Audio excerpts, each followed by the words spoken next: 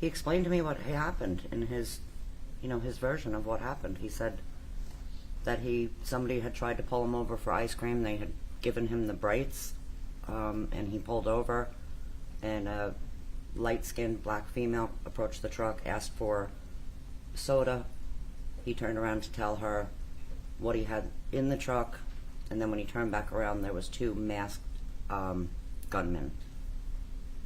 And you said they flicked their lights. What do you mean by that? Like they're brights, they're hazard lights, or bright lights. And is that a sign to If you somebody's as being... motioning for you to pull over, somebody was behind you and they kept flicking lights to get your attention. Okay. Is that a common practice for individuals who want to get the attention of an ice cream truck driver to pull over? Is that something that you've had experience with? I don't know if it's a common practice, but yes, it's happened to me before. Okay. And so he proceeds to tell you that a black female had approached him and asked to purchase a soda. Mm-hmm. Is that a yes? Yes. And he told you that when he had turned back around to tell her what brands he had, there were 2 masked men? Yes, ma'am. Did he tell you what ethnicity or race they were? Two black masked gunmen. Did he provide you any other description other than that you've stated here today? Mm-mm. Is that a no? No. We just have to make sure you say yes or no out loud so that the court reporter can take everything down. I'm working on it. Did you know whether or not the defendant carried a firearm with him in his ice cream truck? He had one on him that particular day. I don't know if he did every single time that he worked, but I know that he had one that day because he told me he had one. What did he tell you about that? That he had a gun in his back of his pants. Was he able to utilize it that day? No, I believe that by the time he went to pull it out, they had already started shooting at him.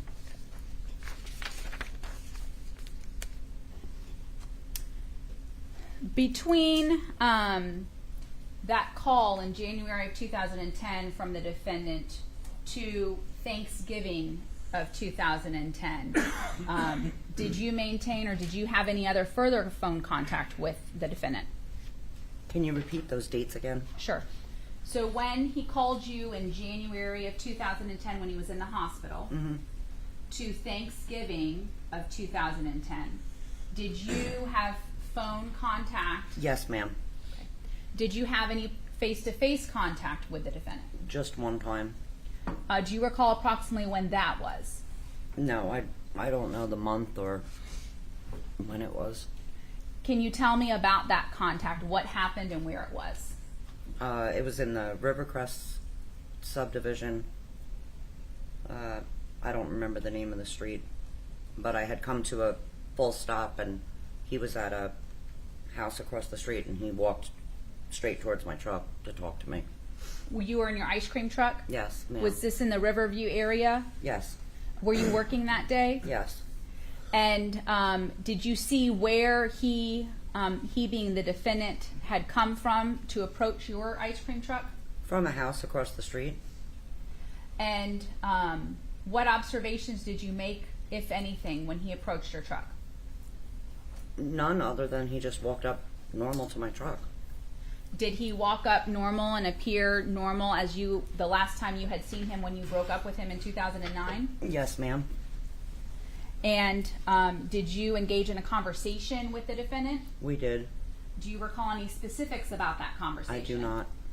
Do you know approximately how long that interaction lasted? A few minutes, maybe. And then did you leave or did he leave? I'm assuming he walked back to the property that he had come from and I continued on my route. Okay.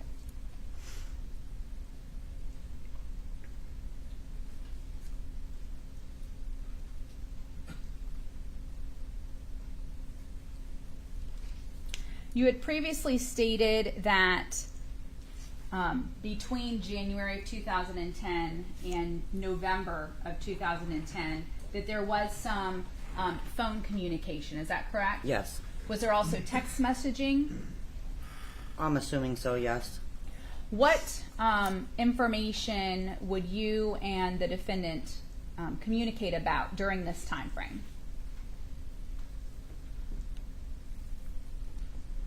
I mean, at first he was just kind of calling to keep me updated about how he was feeling, you know, his health progress, I guess, and where he was at, and yeah, that's pretty much it. Was he working at that time initially that you recall? No. Did you learn whether or not he had begun to work at some point? Yes. I believe he started taking an ice cream truck back out again. And did you learn that from your communication with him? Yes.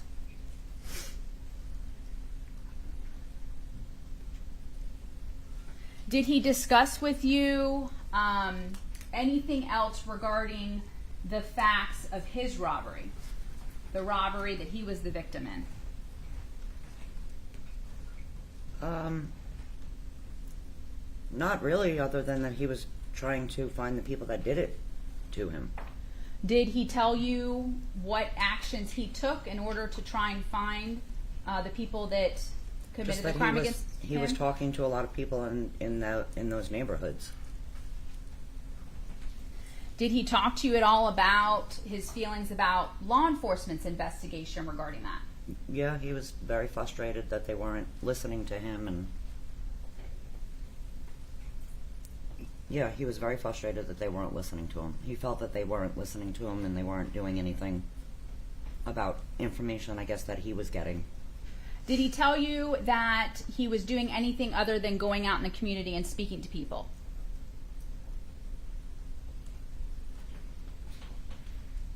Not that I recall. Okay. Did he tell you any information about what he had in fact learned through his investigation? He had told me to keep my eyes open for a Mexican guy with a tattoo that said Creeper. Were you still working as an ice cream truck driver at that time? I was. Were you aware of anybody with the nickname Creeper or with someone that with a Creeper tattoo down their arm? No. And what did he tell you to do if you in fact came across this person with a Creeper tattoo down their arm? He didn't necessarily tell me to do anything, just to keep my eyes open. I mean, let him know, keep my eyes open if I saw this person. Did he tell you to contact law enforcement? No, ma'am.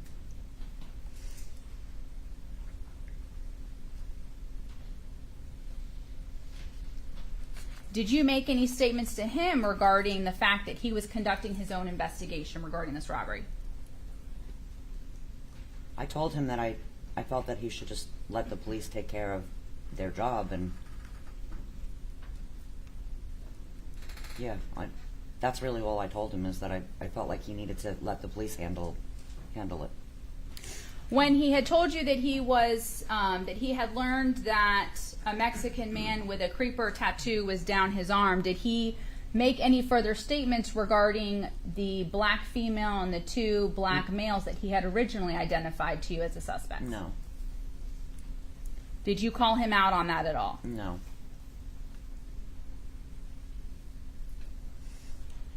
Do you recall approximately how long before Thanksgiving Day in 2010 he had asked you to look for this person with a Creeper tattoo down his arm? I want to say a few months. It was probably a few months before that.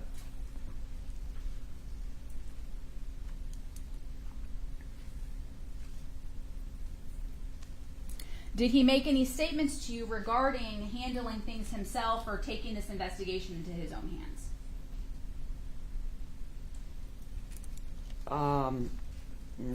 Not those exact words, but he was actively looking for the people that had shot him.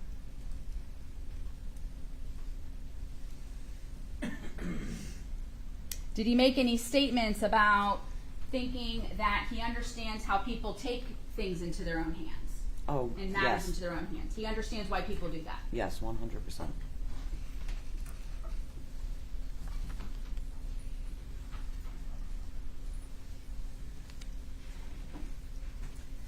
In November of 2010, do you recall a phone conversation with the defendant regarding a purchase he was going to make? Yes, ma'am. Can you tell me about that conversation? He had called me to let me know that he was at the Publix nearby because he was purchasing a handgun. Did he give you any information about what kind of handgun this was that he was purchasing? No, Did he make any statements to you about why he was purchasing this handgun? because the handgun that he had wasn't comfortable in his hand anymore. When you made observations of him from that in-person contact, that one in-person contact, did you notice anything unusual or deformed or any kind of abnormality about his hand or his hand use? No, I didn't.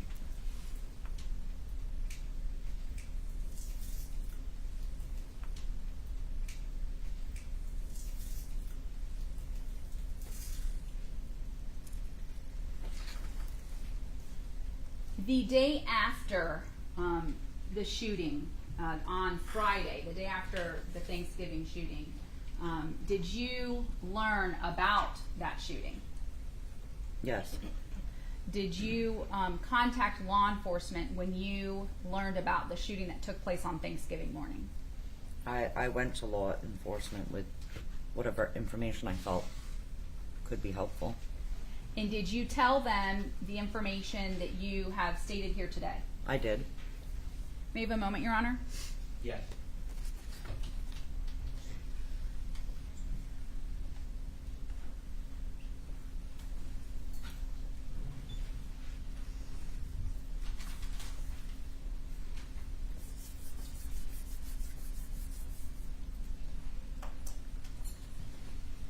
Ms. Rogan, when I had questioned you about the one in-person contact that you had with Mr. Keetley, you said that he walked normal.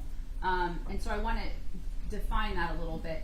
When you saw him walk, did you see him walk with a limp? Not that I recall. And this is in 2010, after his